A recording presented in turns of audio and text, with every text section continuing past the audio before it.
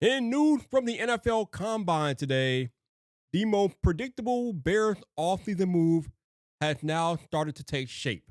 It looks like our boy Tremaine Edmunds is on his way out, so there will no longer be any more. If you don't know, now you know. It's Chicago. Yeah. It's going to be more like it's not Chicago for Tremaine Edmunds. Welcome back to Bears Yard. This your boy Vipe.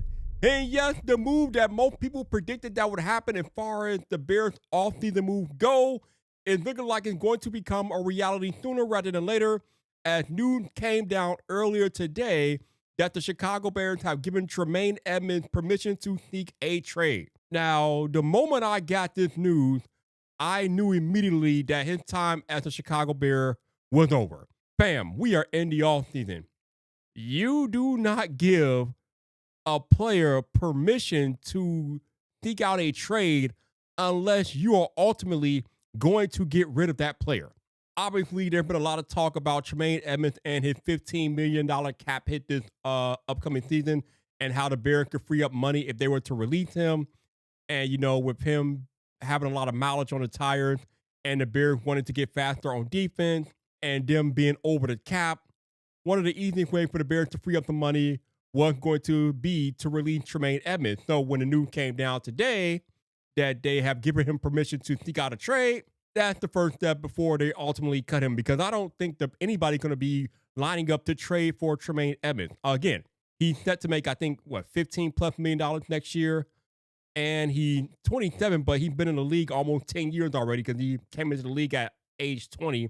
A lot of mileage on those tires, if you will. I don't know if you're going to find any trade partner for Tremaine Edmunds, and even if you do, you're not getting anything more than like a 6-7 round pick for him if you're lucky.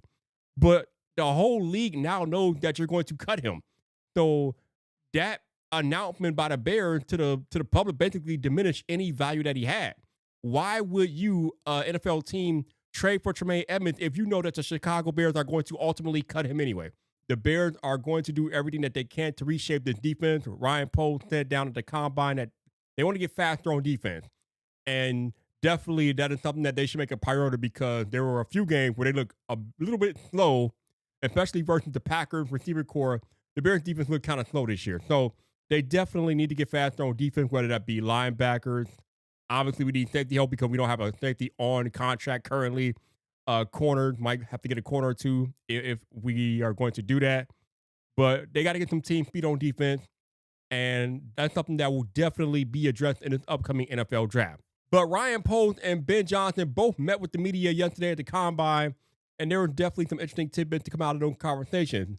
Number one, Ryan Poles is still going after those compensatory draft picks from the Atlanta Falcons. He said that he is going to appeal to the NFL because, again, when you have a minority candidate get hired for a promotion with another team, technically that qualifies for the Chicago Bears getting those 2 third-round compensatory draft picks via the Rooney Rule.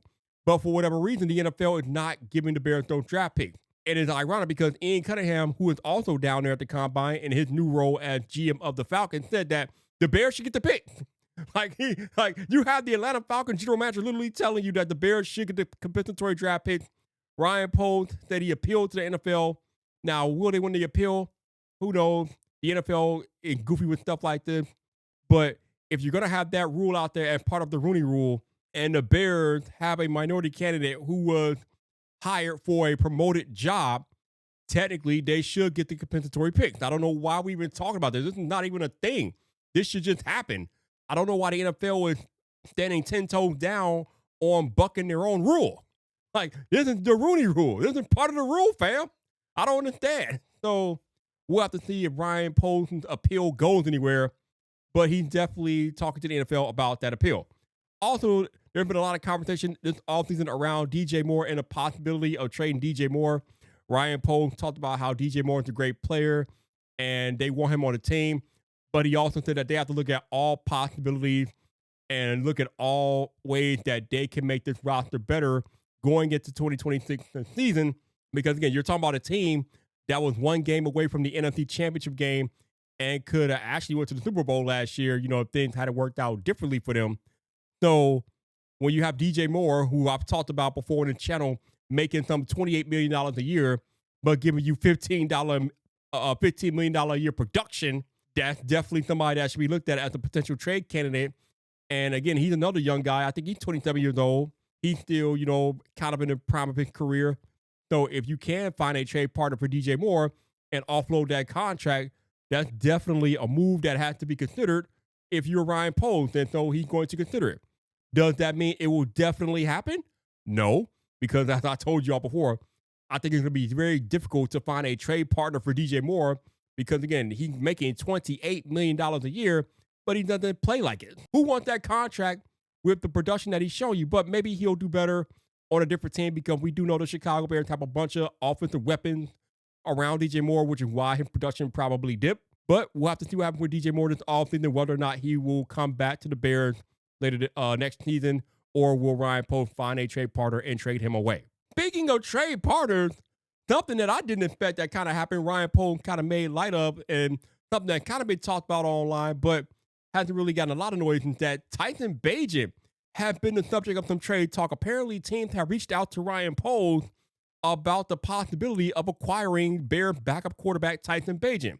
I don't know if the Bears are going to trade him, but if you can get some nice value for him, again, that's another person that you might have to consider trading. I think a lot of teams would love to have a Tyson Bagent because he's only making $5 million a year. The Bears just signed him to a 2-year, $10 million extension. So for a backup quarterback, that's very good. That's a pretty good contract, and he is viewed as a high-quality backup in the league. So if the Bears can find a trade partner that might give them a 3rd or 4th round pick for Tyson Bagent, you might have to consider it. Do they want to trade him? No. Ben Johnson loves him.